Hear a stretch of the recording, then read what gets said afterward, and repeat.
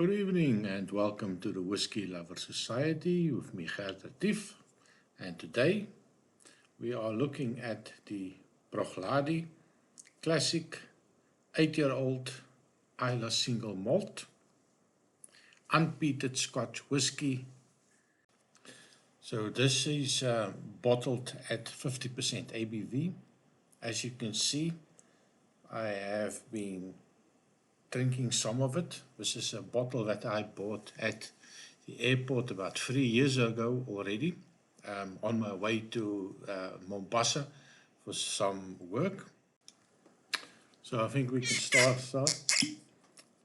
Have a look at the color of it. A nice little light gold straw color. It's bottled at 50% ABV. It is distilled by the Hebridean distillers. It is matured in American oak as well as in European oak barrels. A bottle would cost you around 45 euros. So on the nose, it reminds me a little bit of a white wine, maybe a little bit of like a German Riesling, light floral notes. I think the biggest thing that I get through the nose is the alcohol that hits you immediately at 50% ABV. It's sweet, also not overly sweet, but you can feel or smell the little sweetness on the nose. A little bit of a light honey. Red apples. The sweet red apples. It's really a nice on the nose. A little bit of caramel. Maybe a little bit of English toffee. A little milk chocolate. So quite a pleasant nose to it. But be careful, it's 50% ABV, so when you stick your nose in it, it definitely tells you that it's 50%. So for me, also always when I stick my nose too deep in it, I get a little bit of a cough going. So I had to delete some of the recordings already because I had my nose too deep in it and I started coughing like crazy. So be aware, 50%, it's quite high. And on the alcohol, I would suggest adding on this dram, I would add at least 2 teaspoons of water just to open up a bit, and I will do that during this review as well. So before I add the water, let's give it a little bit of a taste first, and then we can add some water.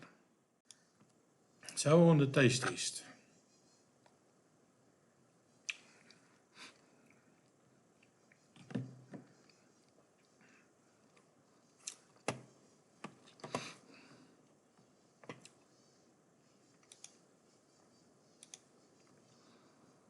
Definitely the alcohol. It is peppery. It's a little tingle on the tongue. And then you get a little bit of a sweetness.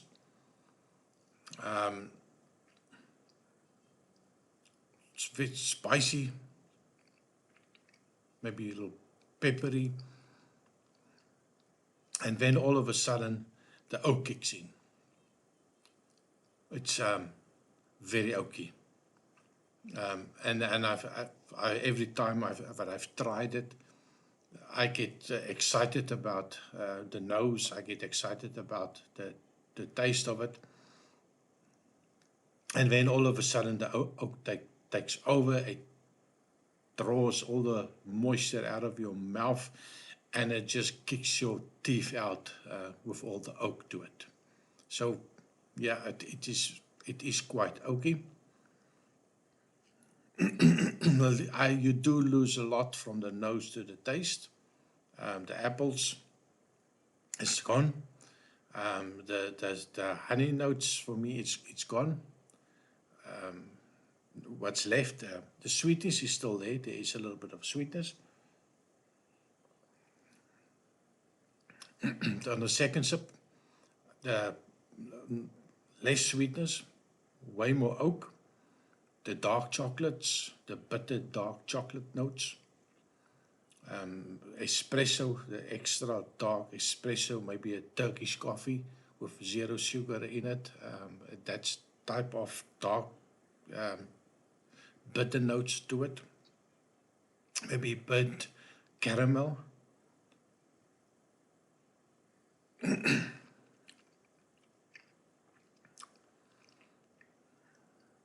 And every time you take an additional taste to it, it gives you more oak.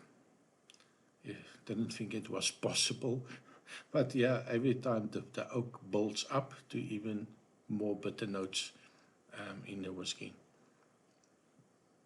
I think by the fifth sip, it's going to be so oaky and dry that it's going to be undrinkable. But yeah, maybe if we add a little bit of water, it will bring the oakiness down. So I'm going to put 2 teaspoons of water in it and give it 2 minutes, and then I will try to review it again. So I actually added 3 more teaspoons of water, and I also let it stand for about 5 minutes to give it another try. And actually on the nose, I get a little bit lighter fruity notes to it. Maybe a little bit of a ripe banana. Maybe a little bit of pineapple that comes through. So on the taste,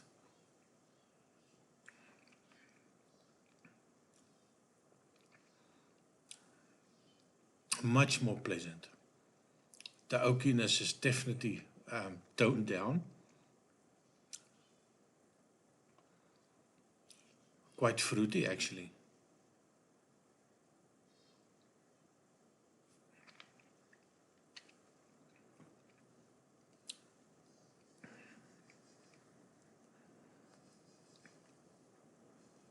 A little bit of the sweetness, the caramel sweetness coming through. A little bit of a toffee notes are definitely now present. And I'm so glad that the oak is, well, it's still there, but it's not gone. It is now the dark 90% cocoa is now going down to the 70% cocoa. It's no longer the Turkish espresso, it's a light espresso. It's not taking over the mouth. It's not drying out the mouth. It's actually leaving a little bit of an oak in the aftertaste. So for me, quite pleasant.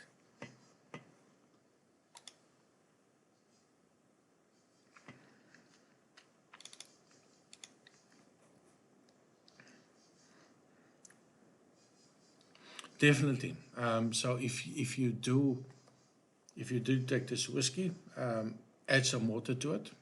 I think it gives you an opportunity to add as much water as what you like.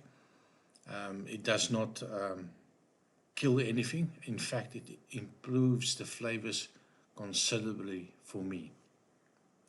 I know there's a lot of people that do love the extra oakiness. Unfortunately, I'm not that person. I don't like too much oak in my whiskey. And for me, it also shows that I've been drinking it wrong all the time. That I do need to also, maybe sometimes I hate adding water to whiskey, but sometimes it's a good idea just to experiment to see if it holds up with some water to be added. And then, of course, I would suggest that you experiment with it, maybe a little bit at a time.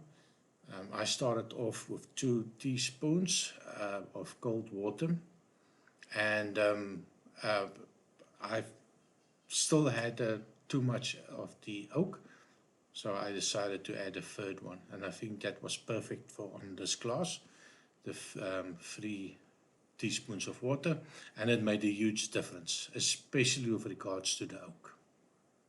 So if we look at the score,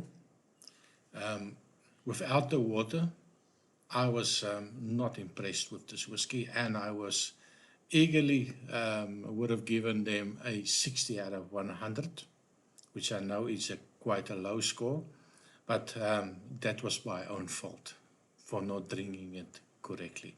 So I definitely changed my opinion with regards to the score, and I give it a 75 out of 100, which is 15 points more than I would have given them without the water.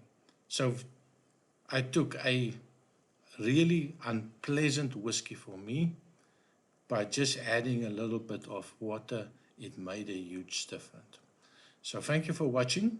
Have a nice evening, and please remember to like and subscribe.